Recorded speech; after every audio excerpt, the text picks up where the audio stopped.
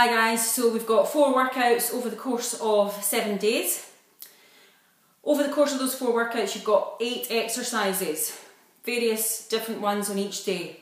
So I'm going to go over the first day, which is workout 1. All of these exercises are throughout the 4 days. So the first exercise we're going to start with is squats. So get yourself enough space. You want your feet to be hip width apart or wider, depending on how deep you want to go. So your heels are always in contact with the ground, so as you go down, don't lift your heels up and roll over onto your toes. Very important that the heels stay down. If that means you don't go down too far, start off going a shallow squat, or take your feet wider to allow yourself to go down further without lifting your heels up. So either hands on your hips or hands in front. From here you're going to squat down as low as you can. Don't drop your bum below the knees. Down and up. Now when we do this exercise, you're going to do all these exercises for a timed, so you'll do 30 seconds on, 30 seconds off on day 1, and then the time will change throughout each day as you go along, so that you're working longer, resting shorter. Okay, I'll do that from the side. So your squats, your heels are down, okay, on contact with the floor. I take it down, I drive up. I take it down, I drive up, squeezing my glutes, my bum on the way up. Down, drive, down, drive. Okay, that's your squat, okay? Depending on how hard you can work, depends on how many you'll do in the allocated time that you've got. Next exercise is press up. Different variations here. If you're not very strong, you can do it on your knees. So, the first option is on the knees. Take your hands a little bit wider than shoulder width apart. Drop your hips forward, taking the chest down so that it's in between the hands, and up, down and up, down. Again, as deep as you can go, down and up. If that's easy, take it onto your feet. Do it here. Again, hands in the same position, feet together to make it harder. Down and up, down and up. Press ups, so that's pretty straightforward. Next exercise is a burpee, which is quite challenging. So you do as many as you can. Take your time. If you need to, hands are on the floor. In the similar position to press up, but hands maybe a little bit closer together. Onto your feet. Jump back, jump in, jump up. Hands down, feet out, in, up. Out, in, up. Burpees. If that's too difficult for you, keep your hands down. Step one leg out, step one leg in. One leg out, one leg in, and stand up. That can be your first way to do it, and then you can progress to the full burpee if it's too difficult for you. Okay? Next exercise is your pendulum lunge. You might have seen this on another post. So, feet hip width apart, lunge forward, take it down, come back, same leg, you go behind. Instead of stopping in the middle, you're going to go forward, come up, go right through and back.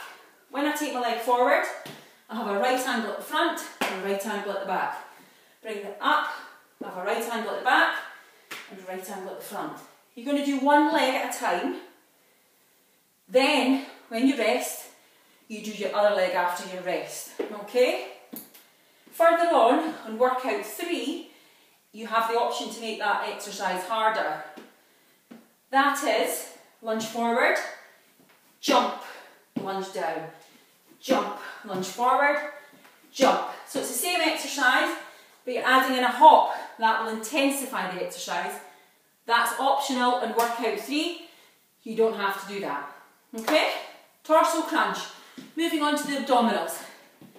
Lying down, back nice and flat, feet flat on the floor in line with the hips. Tuck your chin into your chest. Place your hands onto your thighs, up at your knees and down. So come up and down, up and down. Keeping your tailbone on the floor all the time and keeping your hands in contact with your knees all the time. Pulling your belly button in, not pushing it out. Pull it in, pull in.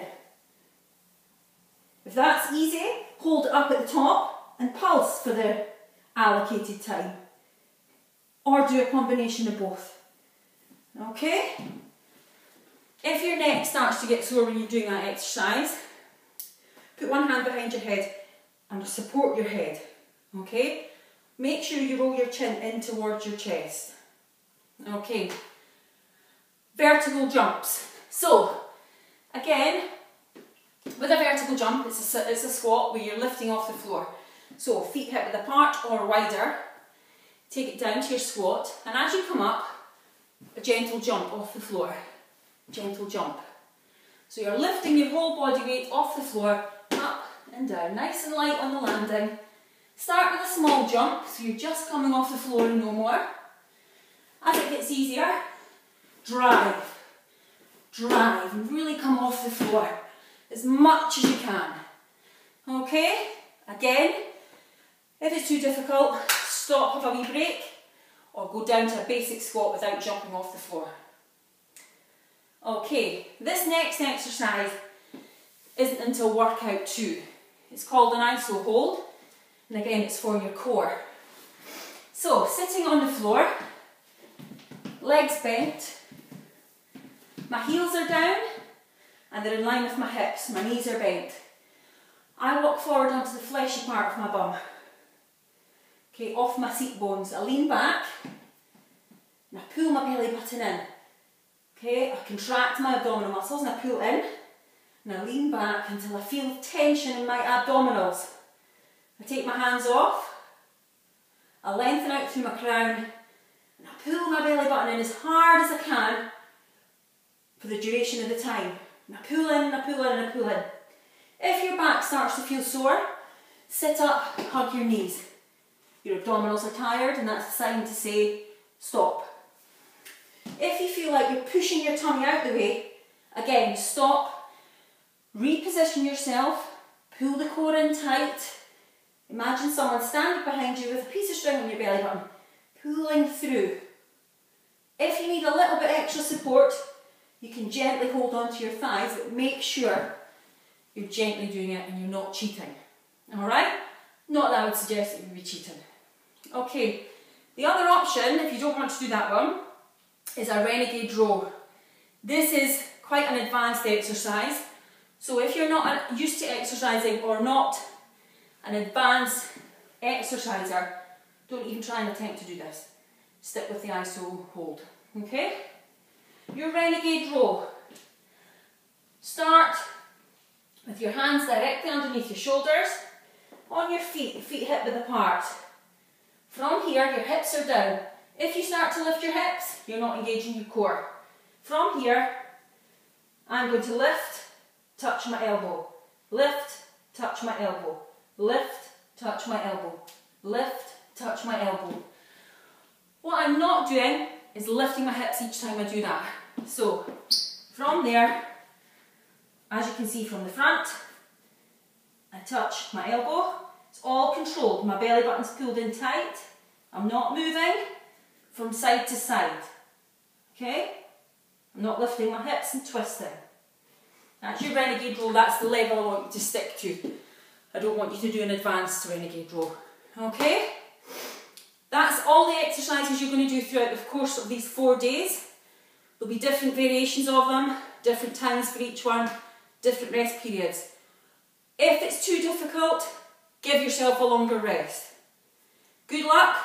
Can't wait to see the results and hear about the results when you've completed your 7-day nutrition and exercise plan.